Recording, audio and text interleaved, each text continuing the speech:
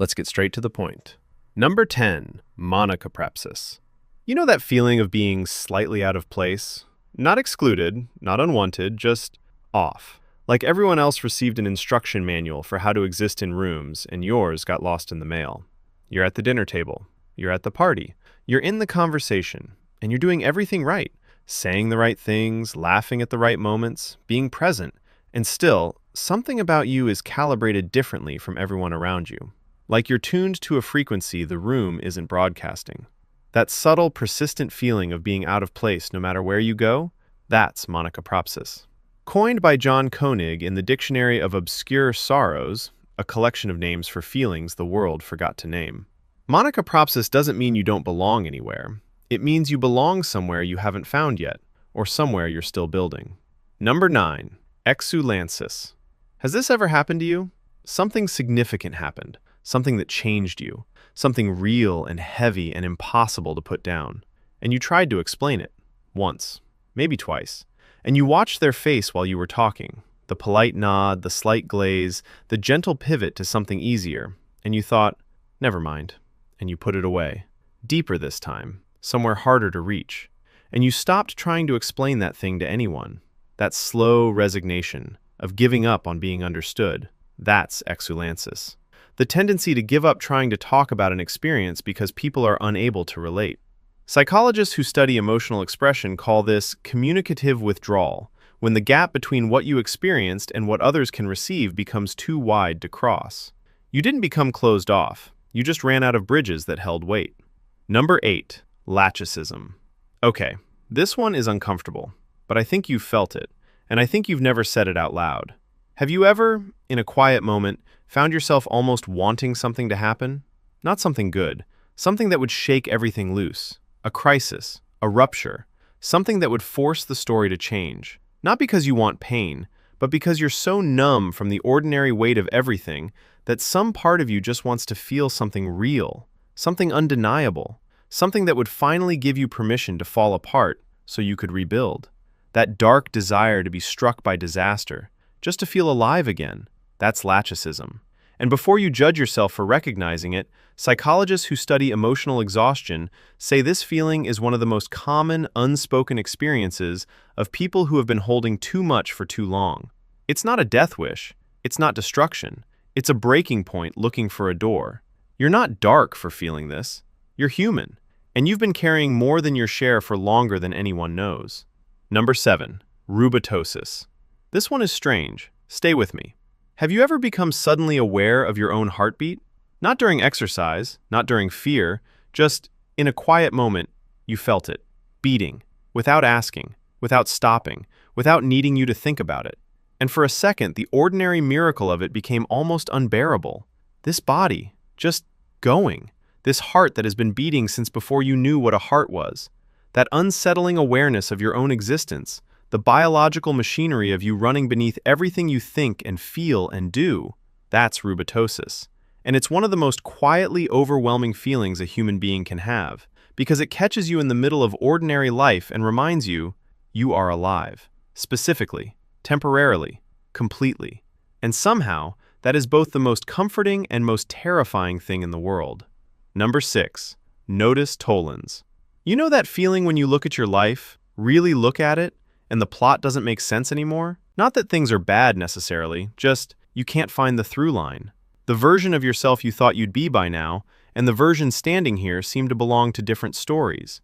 The choices that made sense then don't explain where you are now. The things you were moving toward feel further away than when you started, and you stand there holding the pieces, trying to find a narrative that connects them and comes up empty. That disorientation of realizing the story of your life has stopped making sense to you, that's Nodus Tollens. From the Latin, a knot that cannot be untied. Psychologists call this narrative identity disruption, when the story we tell ourselves about who we are and where we're going no longer holds together. It doesn't mean you're lost. It means you're between stories. And between stories is one of the most uncomfortable places a person can live, but it's also where new ones begin. Number 5, Ellipsism.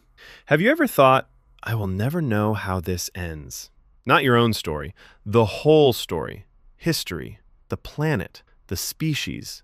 You will live your whole life in the middle of something enormous and unresolved, and leave before the ending, before you find out if things got better, before you see what humanity became, before the questions that have haunted us for centuries are finally answered. That quiet sadness of knowing you'll never see how it all turns out, that's ellipsism, and it's one of the strangest, most specifically human feelings that exists, because only a creature capable of imagining the future can grieve not being in it. You care about something larger than yourself. That's not small. That's one of the most quietly profound things about you. Number 4, Chrysalism. Have you ever noticed that something about a storm makes you feel inexplicably safe? Rain hitting the window, thunder in the distance, the whole world loud and wild outside, and something in you just exhales. Not despite the chaos, because of it. Like the storm outside gave you permission to be still inside. Like the world being loud made your quiet finally make sense. That strange amniotic peace of being warm inside while everything outside is falling, that's Chrysalism. Neuroscientists connect this to something called involuntary attentional restoration, when natural sound pulls the brain out of its own noise and into the present moment. But honestly, I think it's simpler than that. I think some of us spent so long being the calm one in other people's storms that when the storm is finally outside and not inside, we remember what rest feels like. Number 3, Onism. Has it ever hit you, really hit you, how many lives you will never live? You are one person, one body, one set of eyes through which everything must be filtered. And somewhere right now, there are 10,000 versions of a life you'll never have, cities you'll never know from the inside, languages that will never live in your mouth, people who would have changed everything that you will never meet, versions of yourself that branched off at every decision and went somewhere you'll never see. That frustration of being a single point in an infinite map, that's Onism. And it's not just sadness. It's a specific kind of claustrophobia, of being stuck inside the beautiful prison of a single life. The philosopher William James called this the consciousness of the self as limitation, the awareness that to be someone specific is to be everyone else not at all. You will only ever be you. And some days, that is the most overwhelming thing in the world. Number 2, Kuebiko. I want to be careful with this one, because it's heavy, and I think a lot of us are carrying it right now. You've seen things, not necessarily to you, maybe not even near you, but you've seen what people do to each other, the senseless parts, the cruel parts, the moments when the world showed you something about human nature that you wish you could unsee. And it didn't just upset you in the moment, it stayed. A specific kind of tiredness that isn't about sleep.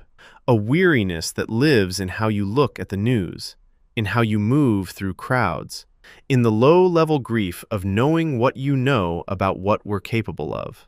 That state of exhaustion, inspired by senseless cruelty, by the weight of what humans do to each other, that's Kuebiko, named after a scarecrow in Japanese mythology, a figure that stands in the field seeing everything unable to move.